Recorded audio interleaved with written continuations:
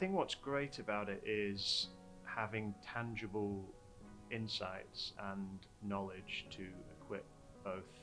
myself and our internal stakeholders with a bit more information about consultancy services and how peers are operating and what does the kind of the gold standard kind of look like.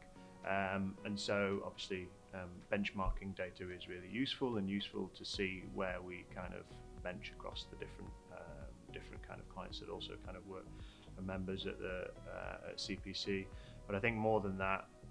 I think having access to this kind of network and these types of events is really useful just to kind of understand what's happening in the industry and just take some nuggets of information away so that it can really inform both my procurement category strategy, but also help to inform our stakeholders about what they should be considering, how they should kind of buy better, buying behaviours, engagement with procurement, all those types of things.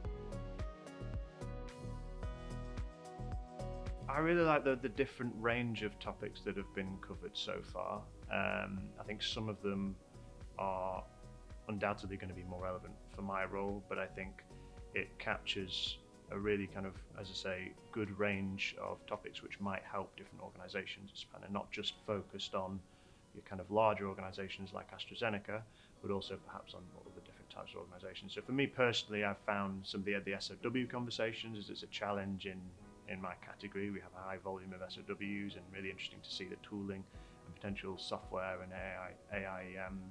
tools that could be used to help that process. So that was particularly interesting, but I just kind of like in general the variety of the different types of topics that are here, and yeah, always good to kind of meet and speak with different industry people. I know a few people that that's good to catch up with, who I've worked in previous roles in, so always good to catch up with people as well, if nothing else.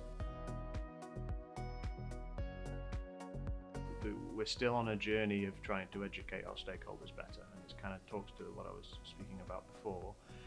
and some of the conversations that have been mentioned today about procurement trying to become a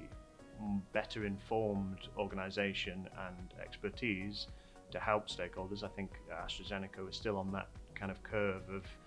getting to a maturity state. So I think for me, it's continuing the kind of momentum that I've seen since I've been in the role, and trying to engage senior stakeholders to really buy the procurement value and really sell that value to those stakeholders, so they can really see that the expertise that we can bring. And I think obviously the things like this event and CPC will help us to do that. So I think that's going to continue. Yeah, ESG and diversity, absolutely. I also just think in general, just as part of large organizations, just too many suppliers, high volume number of suppliers, relationships aren't really partnerships, still quite transactional in a lot of different areas, and so I think moving from a bit more of a transactional to a more partnership-led approach is going to be really important in 2024 as well. I think it's going to support more of the activities that I, as a procurement person, want to be working on. I think there will always exist within the procurement remit the requirement to develop relationships with internal stakeholders, communicate effectively, understand the requirement, etc. But there will be, and there is undoubtedly, areas in which my role can be improved. There's an element of my role that can be kind of automated, and I think would really kind of benefit from some technology, whether it's kind of RFP sourcing type of AI, or whether it's kind of some of the SOW stuff that was mentioned today. So I think it's I'm kind of looking forward to it and embracing it really more than anything, as it will help me to kind of just focus my energy and attention on things that I really want to be doing more than anything.